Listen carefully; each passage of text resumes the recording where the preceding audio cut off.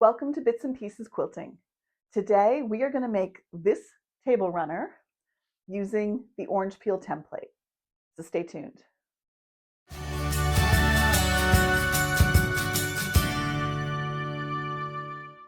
Hi, I'm Michelle, and today I want to show you how to make this table runner using the orange peel template. This is a follow-up video to my video on quilting rulers from January of 2024. In that video, I took a look, it's called Quilting Rulers, the good, the bad, and the ugly. I took a look at all of the quilting rulers and templates in my collection and talked about the ones that I use on a daily basis, the ones that are some of my favorites, and then also pointed out the ones that I had never used. And this orange peel template was one of those. And so at the moment, I am really committed to making the most of the things that I already have in my collection. So I have designed this little table runner using the orange peel template. I wanted a small project because I've never used it before, and I've learned a lot along the way. There will be a free pattern for the table runner on my website at www.bitsandpiecesquilting.com. So please go over there and download it. If you have this template, I'll also give you a few tips and tricks along the way for how to use it. To make the orange peel quilt, you are going to need 6 background squares and 6 of your feature fabric squares, and these are 5-inch squares. These will make into 4 patches, so 2 of the feature fabric and 2 of the background squares for each of the 3 blocks in the table runner. And with this one that's not quilted yet, this is the 4 patch we're talking about. So you've got 2 background squares and 2 feature fabric squares. And so for 3 of them in this table runner, you need 6 of each, and these are 5-inch squares. You will need 3 strips of binding. So these are 2.5-inch strips of binding. I'm just going to put those aside for now. 3 strips for your outer border. These are 3.5 inches. You will need some inner border fabric, and that's these pieces. These are 2-inch strips. And then to make the orange peel, this is usually demonstrated by laying the template on a 5-inch square, because it does fit perfectly from corner to corner, and then cutting around. But as I was doing my demonstration, my test pieces, I looked at this waist and thought, it's a lot of waist. So I wondered if there was a better way to cut these templates. And I think I found that way. And that way is this piece here. This is 1 strip of fabric that is 6.25 inches, which is exactly tip to tip on the template. And instead of using the 5-inch square and having this much waist, I thought if I lined it up on my 6.25-inch strip, that I would still waste this little bit in between templates, but I didn't think it would be nearly as much as would get cut off of a 5-inch square. And so that leads, and then the other thing that you'll need is some fusible interfacing, and you can tell that it's fusible because one side is bumpy, which has the glue, and then the other side is smooth. I buy this just by the meter at my local fabric shop, so that's why I have so much of it. And this is a super lightweight fusible. It's actually really easy to tear, so you have to be really careful. So to get started, once you have your 5-inch squares cut, there's nothing else you need to do there. You need to cut these templates. And so let me show you how to do that on the 6.5 or 6.25 inch piece of fabric. And it's simple, really. You just line it up tip to tip like this with your rotary cutter. I use a 45mm rotary cutter, and I find that that's sufficient for this curve. You don't need any special tools to get the curve. I do need to perhaps get a sharper rotary cutter blade. I always say that. It takes me forever to finally get around to changing the blade, but maybe this is the moment where that will happen, because yikes, that's not the way it's supposed to look. All right. I cut one side. I'm very right-handed, and so then I just spin it around, line up the template again, and then cut the other side. And with a sharp blade and the 45mm cutter, you'll be fine to cut around that curve. So let me then show you the next one. I You could put it right to the very edge here, but I like to give it just a couple of millimeters, just because, just to be sure that I'm not flattening this curve by accident. So line up the template again, cut around. Again, because I'm right-handed, I need to spin this like this and then cut these pieces off, like so. And that is the waist for 4 of these. I think that that's less waste than what you would have if you cut them like this. And I'm still trying to figure out what kind of cool earrings or something I could make out of these. But if you've got any ideas, please leave that down below in the comment. I just think these are so fun. Christmas ornaments, or I don't know yet, but I'm not actually saving them. I am tossing them, but I just think these are great little pieces. So I think I have to double check how many I can get out of this single strip of fabric. I only need 6 of these. No, sorry, 12 of these. Hang on. How many of these do I need? Let me count them up. I need 2 per square. Yeah, so I only need 6 of these for my project because I need 6 of my background fabric as well. And so I'm going to, this is 2, 4, this will be 6 right here. I have almost enough to do a whole other table runner. Or if you wanted, you could make your table runner a little bit bigger. So instead of the 3 sets that I'm making, you could make 4 or 5, or depending on how long your table is. But that's what I need for this project. And I think I can get 3 more out of here. Yes, I can. So this one strip at 6 1/4 inches is enough fabric to make 2 complete table runners. I think that's a much more efficient use of the fabric than if you were to use a 5-inch square. So I am going to do the exact same thing with the background fabric. And then I'm also going to cut 12 of these shapes, of the orange peel shapes, out of the interfacing fabric. So this is really thin, like I said, and I will probably lay it out here on my table, maybe in 3 or 4, maybe something like this, to that perfect 6 1/4 inch size. That's almost perfect right there. And then I will cut these down the line as well, just to make the very most of my interfacing as well. I don't want to waste any of it. So I'm going to cut these. Actually, maybe I'll just show you, because I think this looks pretty good. I'll come across here and just cut off this interfacing, and then fold this up just a tiny bit nicer. I'm comfortable cutting 4 at a time. If you only want to cut 1 layer at a time or 2 layers at a time, you do what feels right, what works best for you. So there we go. I could have been really particular and tried to measure out exactly 6 1/4, but this is hardly any waste. And it's the same approach, making sure you have a sharp blade, running it around the interfacing like this. I'm going to cut across this flat edge, spin the whole thing, and then cut around the other side. Interfacing scraps like these can be really interesting. I tend to keep a little bag, a little tiny plastic bag of these kinds of scraps, because you never know when you might want to fussy cut a little bug out of a piece of fabric and then use this interfacing to fuse it onto something, especially if it's double-sided. Maybe the single-sided I won't save quite to the same way, but any double-sided interfacing, I always keep these little pieces, because you never know when you want to fuse a little something onto a quilt, and just that tiny piece can come in really, really handy. So moving down the line, I'm just going to cut these. I need 12 of these, because I need 6 for the background fabric and 6 for my feature fabric. So this is going to give me 4.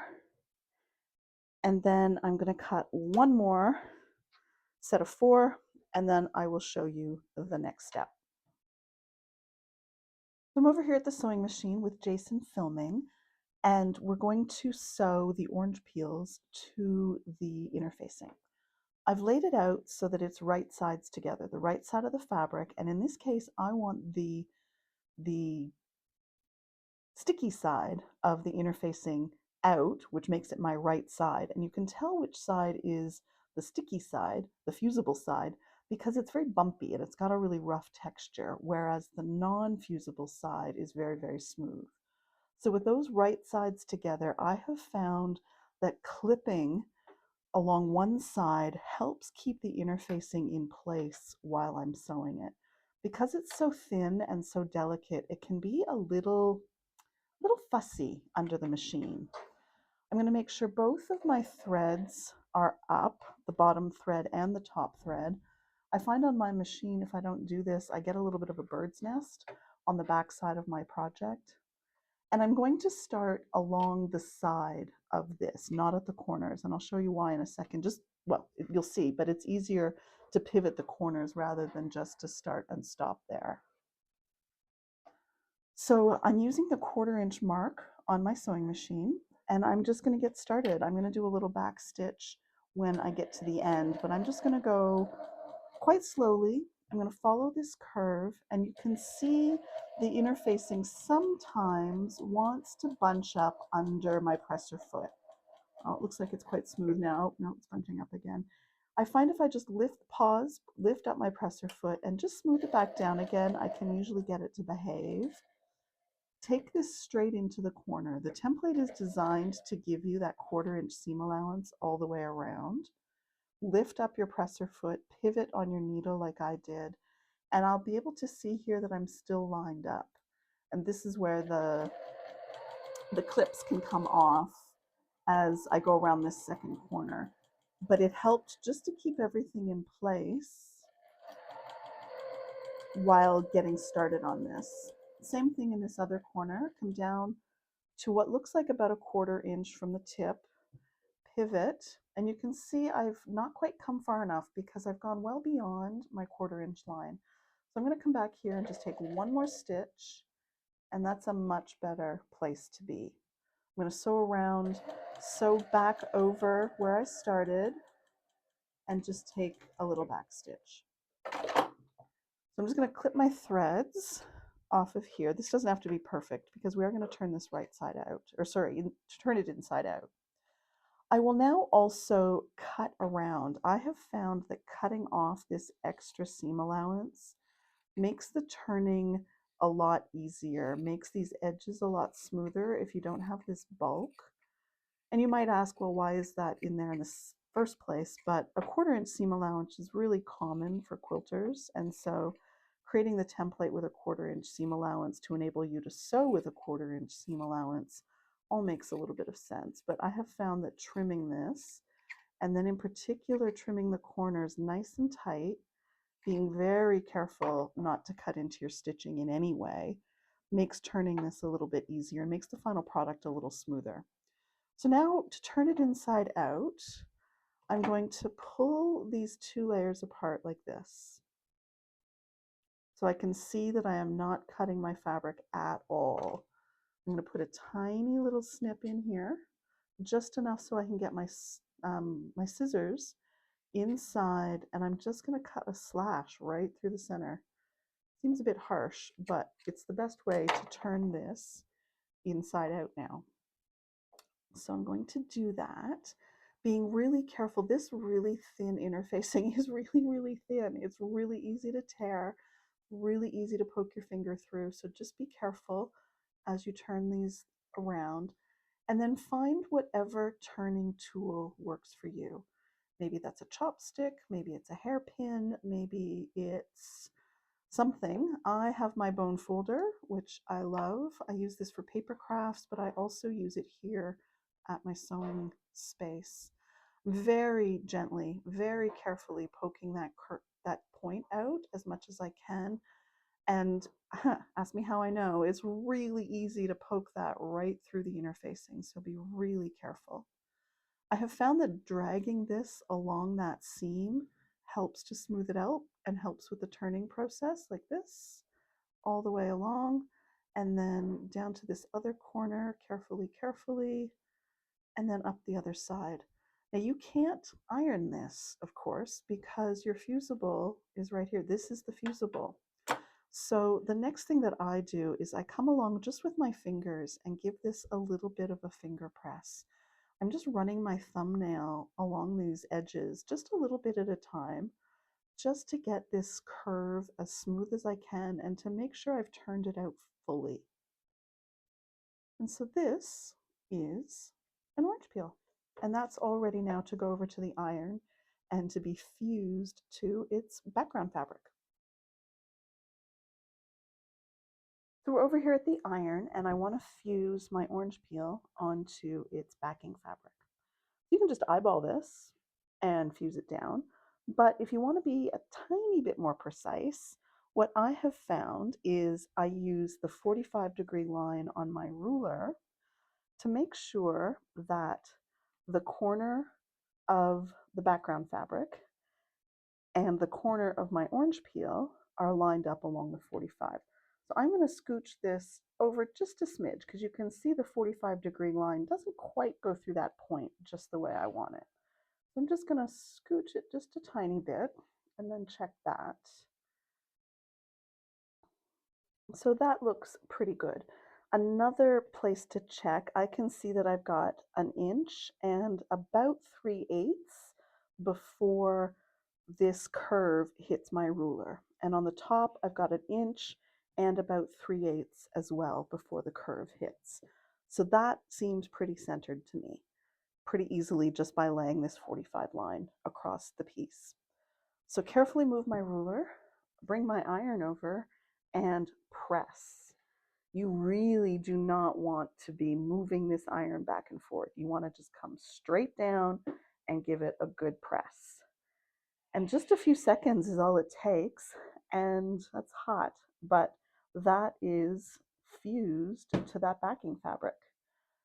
The next step is to stitch around the edge.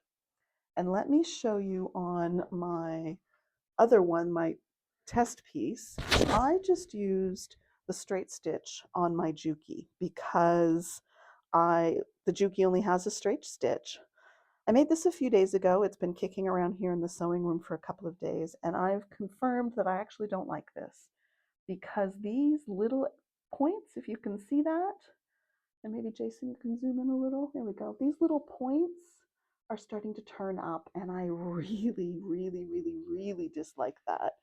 You can see it here too on this white one, on this background one. I really dislike this. So I am not going to continue to do it this way. I thought that this nice tight top stitching was going to be sufficient, but it's just not my fave. I'm going to hit it with the iron again and see if that makes any kind of difference, but I think ultimately the final quilting, I'm going to make sure that I come over and tack those down.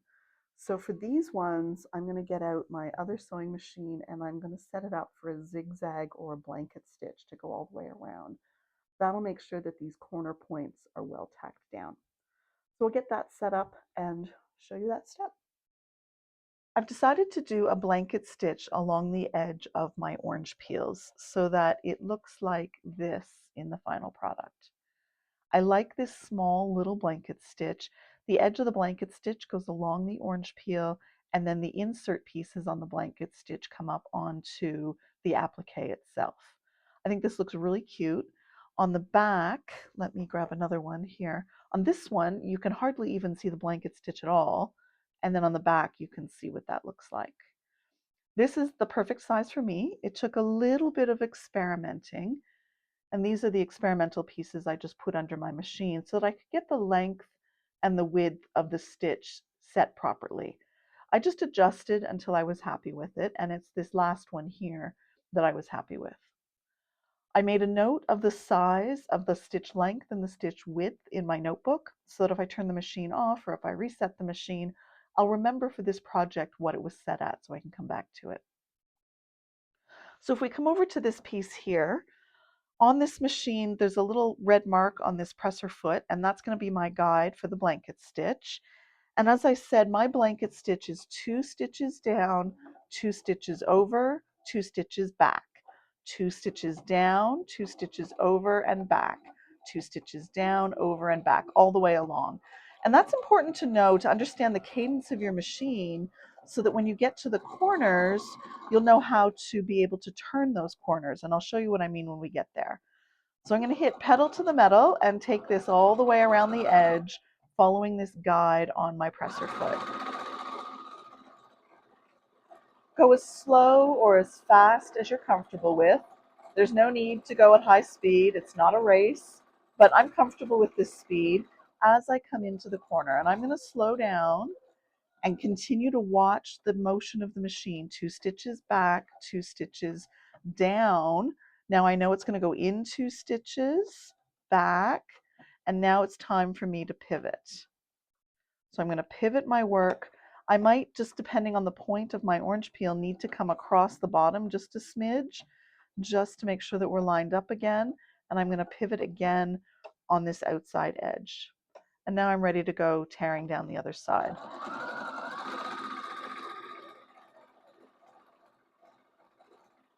Again, this isn't a race. Go as slow as as quick as you'd like, and pay attention to the motion of your machine. Maybe your blanket stitch is only 1 stitch in, whereas mine is 2. But if you understand how that stitch is formed, it'll help you shape the corner a lot more easily. This corner on this particular piece seems to be particularly not pointed. So I'm going to pay really close attention as I get here and pivot my work. There we go.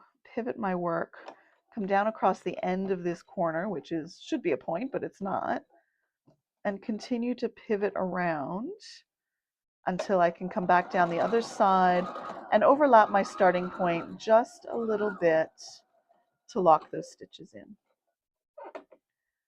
And there we go. A beautiful blanket stitch all the way around this orange peel. I love that it's nice and smooth, nice and flat. There's no edges that are going to get picked up and picked away. I think it looks really good. I unpicked the top stitching on the orange peel table runner because I really did not like the way the top stitching looked. So instead, I've gone back and done a blanket stitch around the edge, and I think it looks a lot better. It's really sealed down the ends as well, and I don't have that same lifting that I did as a result of the top stitching. So I think this looks a ton better, and I'm really pleased with it. And then, of course, the ones that we're making for this video all have the blanket stitch around them as well. Once all the orange peel blocks are sewn to the interfacing, turned right side out, and you've got your edging done, and you can't see it on that, you can see it here.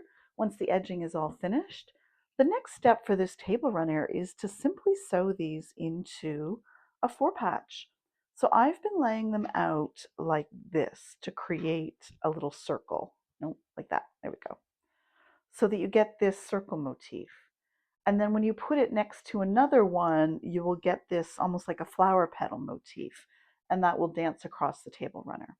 So I'm just going to run over to the sewing machine and sew together this 4-patch. There are 3 4-patches in the pattern that I've designed for this orange peel. But if you've got a longer table and you want to make 4 or 5 or 6 or 7, there's no stopping you. It's a very easy and flexible pattern that way.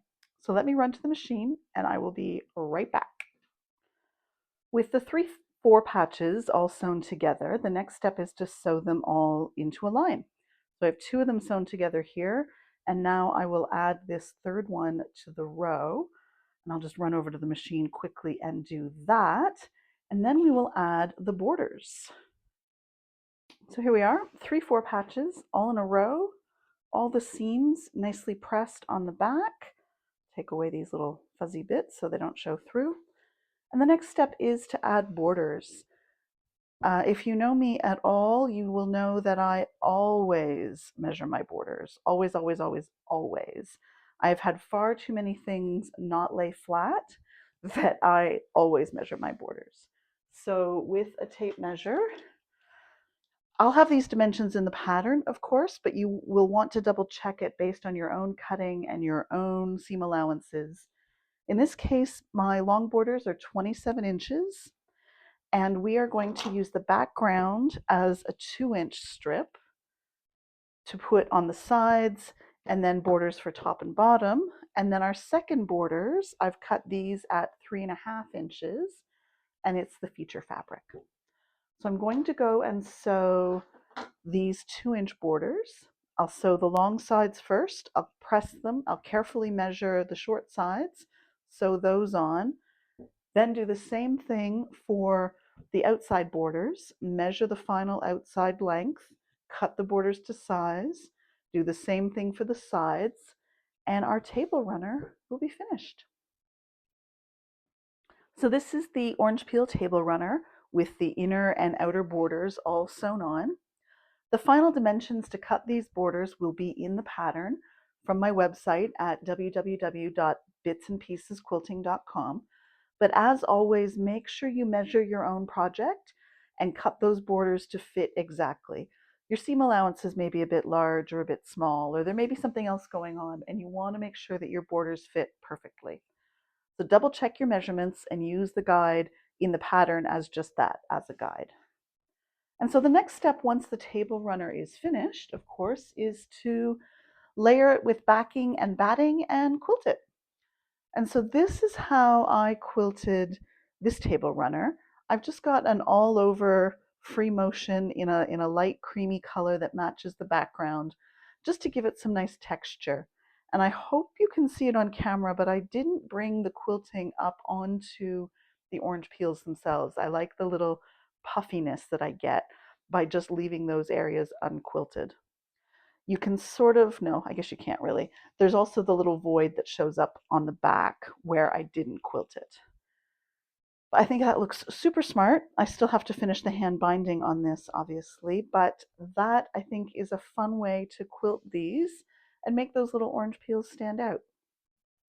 To finish, you will need 3 strips of binding as well. So these are 2.5-inch strips, 3 of them all sewn together and then pressed with the wrong sides together to have the length of binding. So off to finish this one, off to write the pattern, and I hope you'll give this one a try. Thanks very much for watching. I hope you enjoyed this project on the orange peel table runner. Don't forget that you can download the free pattern from my website, and I hope you'll give this project a try. Thanks again for watching. Don't forget to make the most of your fabric bits and pieces and any rulers or templates in your collection that you've never used yet. Thanks again.